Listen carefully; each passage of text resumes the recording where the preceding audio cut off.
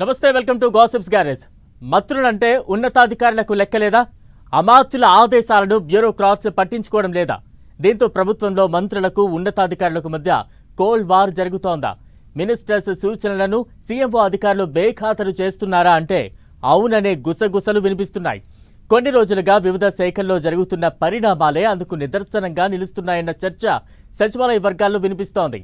ఇంతకీ మంత్రులకు సీఎంఓ కార్యాలయం మధ్య అసలు ఏం జరుగుతోంది? ఎందుకని అమాత్యుల మాటలను అదే శాఖలో పనిచేస్తున్న ఉన్నతాధికారులు లెక్క చేయడం లేదు?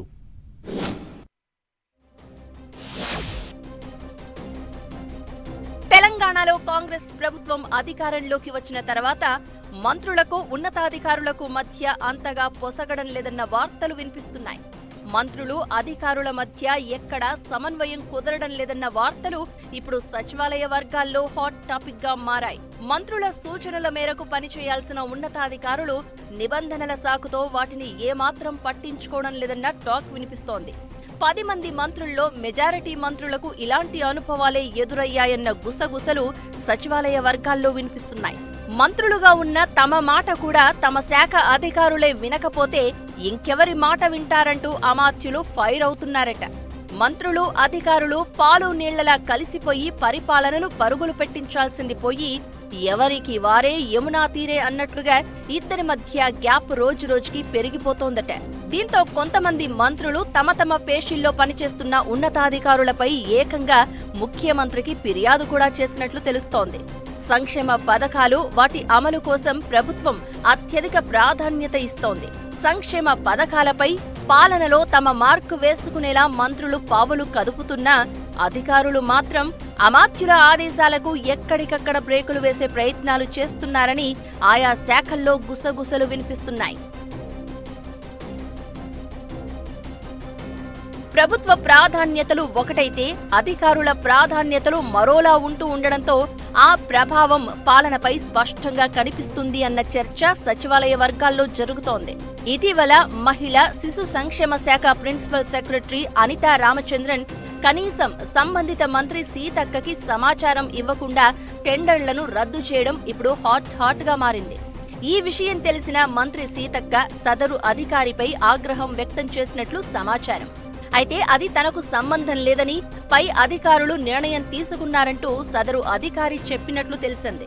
ఇక టూరిజం పాలసీ విషయంలోనూ సంబంధిత శాఖ మంత్రికి తెలియకుండానే పాలసీలో మార్పులు చేయడంతో పర్యాటక శాఖ మంత్రి జూపల్లి కృష్ణారావు ఆ శాఖ ఉన్నతాధికారిపై అసహనం వ్యక్తం చేశారనే టాక్ అప్పట్లో వినిపించింది. అటు ఎక్సైజ్ శాఖలోనూ నిబంధనలను బూచీగా చూపిస్తూ అధికారులు మంత్రి మాట వినడం లేదట. ఇక R&B శాఖ మంత్రి కోమటిరెడ్డి వెంకట్రెడ్డి ఇటీవల కొన్ని పనులను చేసి పెట్టాలని ఆదేశించినా సదరు ఉన్నతాధికారి ఆ పనులు చేయడం సాధ్యం కాదని మంత్రి ముందే స్పష్టం చేశారట. పలానా పని చెయ్యాలని తాను చెప్పినా అధికారి సాధ్యం కాదని చెప్పడంతో మంత్రి సైతం సైలెంట్ గా ఉండాల్సిన పరిస్థితి వచ్చిందని తెలుస్తోంది. ఇక ఐటీ శాఖ మంత్రి శ్రీధర్ బాబు కూడా తన శాఖల పరిధిలోని ఓ ఉన్నతాధికారికి ఎలాంటి ఆదేశాలు ఇవ్వాలన్నా ఆయన ఎప్పుడు ఎలా రియాక్ట్ అవుతారో అర్థం కాక తల పట్టుకుంటున్నారట. అటు ఇరిగేషన్ శాఖలో కూడా ఉన్నతాధికారి వ్యవహరించిన తీరు గతంలో చర్చనీయాంశంగా మారిందట. సదరు అధికారికి మంత్రి కాల్ చేసినా రెస్పాండ్ కాకపోవడం అప్పట్లో హాట్ టాపిక్ గా మారింది.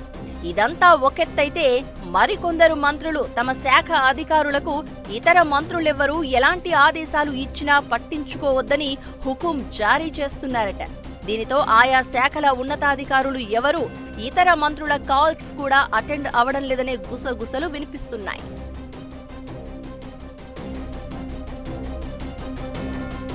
మంత్రులు అధికారులు సమన్వయంతో కలిసి పనిచేస్తేనే అప్పుడప్పుడు సమస్యలు పరిష్కారం కావడంలో కొంత జాప్యం జరుగుతూ ఉంటుంది.